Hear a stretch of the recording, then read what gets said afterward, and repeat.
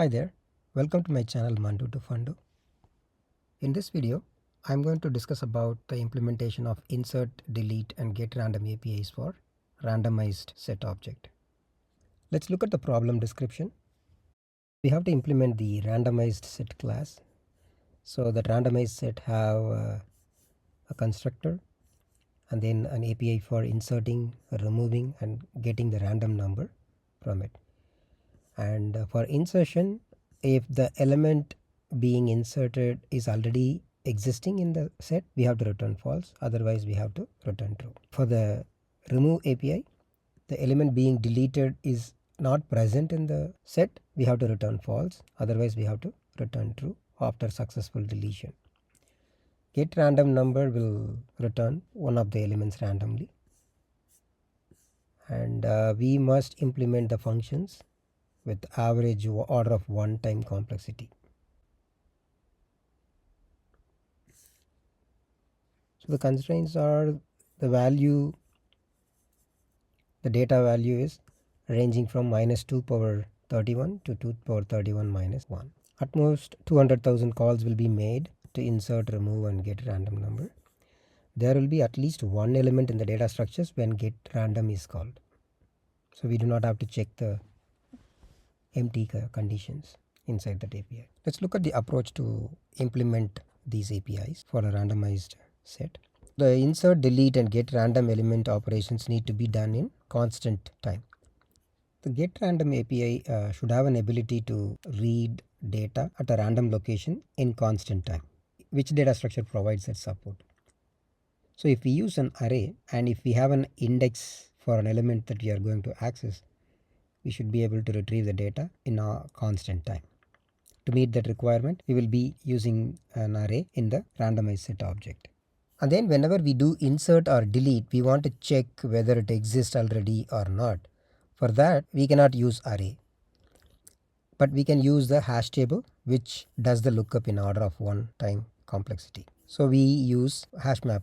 So that the randomized set object contains both an array and set. So whatever the element is inserted will be placed in both in an array and in a hash map, so that all the three APIs can run in a constant time. In addition to these two data structures, we maintain the last index variable in that randomized set object. Let's look at the flowchart. The input for the randomized set constructor is none. So when we make a call to this randomized set API, we just initialize the object for that randomized set with the empty array, empty hash map, and the last index is initialized with -1, and we return the randomized set object. Next we will see the insert API. So the input for this procedure is integer data, and the return, first we initialize the return value to true. Then we check whether the data is present in the set. If it is present, then we return false. Otherwise, first we increment the last index. So the last index always point to the last element in the set. We first increment the last index and then we append the data into an array, and then we make an entry in the set data structure with the data and the last index pair as an entry. Then we return the retrval true. Next, the delete data API. So the input for this API is an integer data, and first we initialize the return value to true. We check whether the element being deleted is present in the set. If not, we return false. Otherwise, we get the current index of the data being deleted, and then we simply swap the element in that current index and the element in the last index, and then we delete the last element in the array by adjusting the array size, and then delete an entry for the data from the set data structure within that randomized set object, and then we decrement the last index. Because the last element is moved to a current index position, we have to reflect that in the set data structure. Then we decrement the last index, and then finally we return true.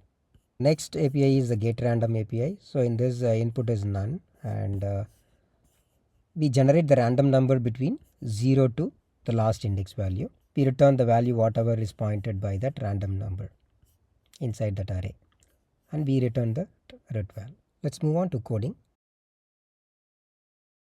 First I declare the members of randomized set object. So it includes an array which is of type slice and set which is of type map, and then last index which always points to the last element in the array. Next I'm implementing the constructor for that randomized set object. So this initialize the randomized set object with the empty slice and empty map, and then the last index is initialized with -1. Next I am implementing the insert API. So here first I check whether the val is present in the set map. If so, I return false.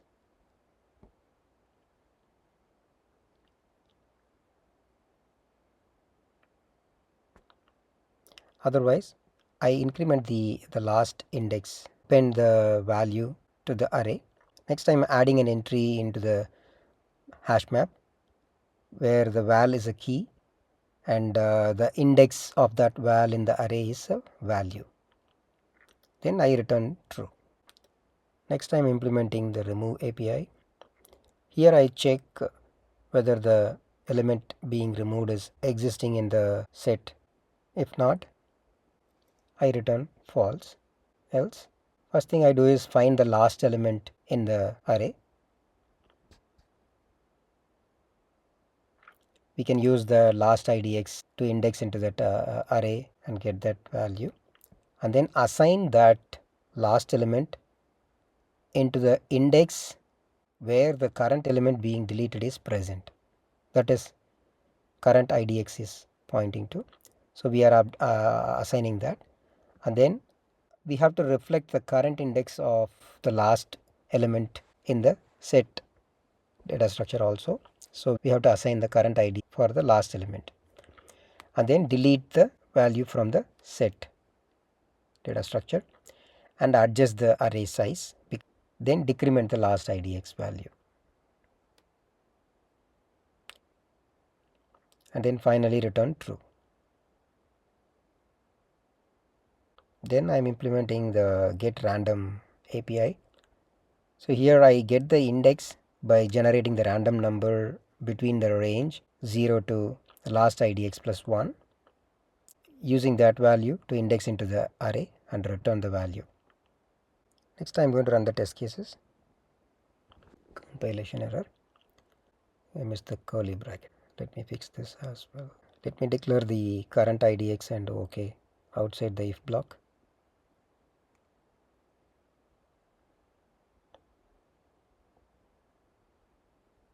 Okay, let me rerun the test. Okay, the test passed. Next I am going to submit this program. Cool, this program is accepted. Next I am going to do the code walkthrough with sample input. So we have the set of commands. First is the randomized set. When we call that constructor, it creates an empty array and with the empty set in that object, the randomized set object, we create an empty array and empty set, and then the last index is -1. So there is no element present, so it is pointing to -1. Next command is inserting 10. Insert API. First we checks whether the value 10 is present in the data set. It is not. It's an empty set. So next thing what we do is we increment the last IDX. So it will be incremented from -1 to 0.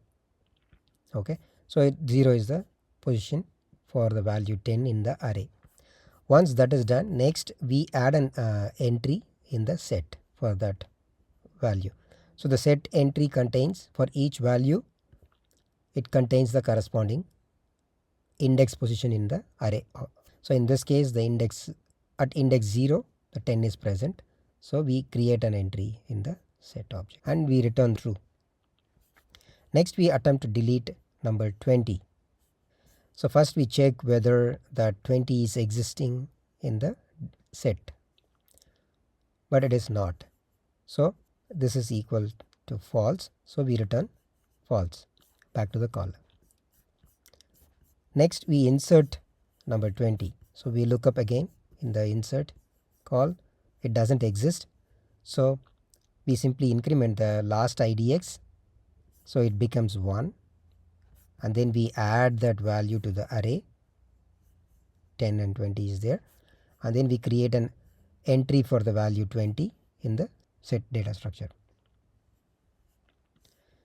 Next we make a call to the GetRandom API, generate the random number from 0 to last IDX plus 1. We fetch the value from that index in the array. So in this case it returns 20. So the return value is 20. Next we attempt to delete 10. In the delete API we check whether the data exists. It exists and the current IDX points to number the 0th index. And then we find the last element in that array. So the last element is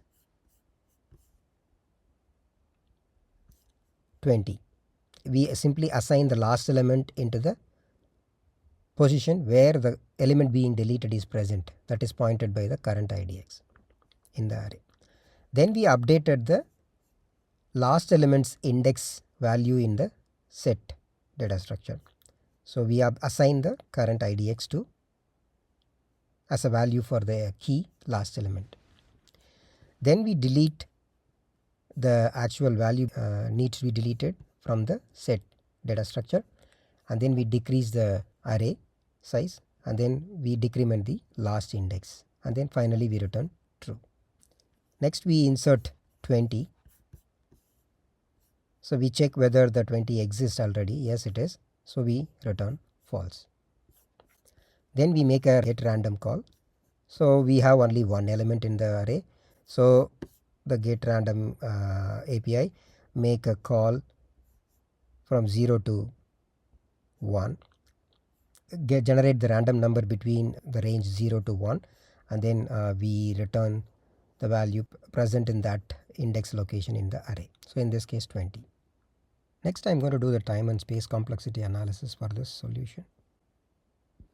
First let's do the time complexity analysis for the insert API. So if you look at it, the insert API use the set hash map data structure in which we can look up elements in order of 1 complexity. In addition to that, we do just increment the variable and append the element at the end of an array, and adding an element to a set. All these operations are performed in order of 1 runtime complexity. So the overall runtime complexity is order of 1 for this insert API. Next for the delete remove API. So here also we use the hash map data structure, and then for example if the element is in the middle of an array and if we delete it, instead of shifting all the remaining elements left, what we are doing is we are just assigning the last element into the position that is being deleted. Okay, so here if you put this is the element being deleted's index, and we are assigning the last element value in that index, and then subsequently we adjust the array size and then delete the value in the hash map. So all these things are done in constant time. They are not related to the size of the array. Okay, so the overall time complexity for this API also order of 1. Next, the GetRandom. So here we generate the random index in the range from 0 to the last index plus 1. We use that value to index into the array, which has a complexity of order of 1. So overall this API also has a complexity order of 1. So in order to achieve these, we have to store the input data in both in an array and hash map. So we need double the space of input size. So if you look at it, the space complexity is 2 times n. We remove the constant factor out of it, and then the space complexity is order of n. Thanks for watching this video. Have a great day.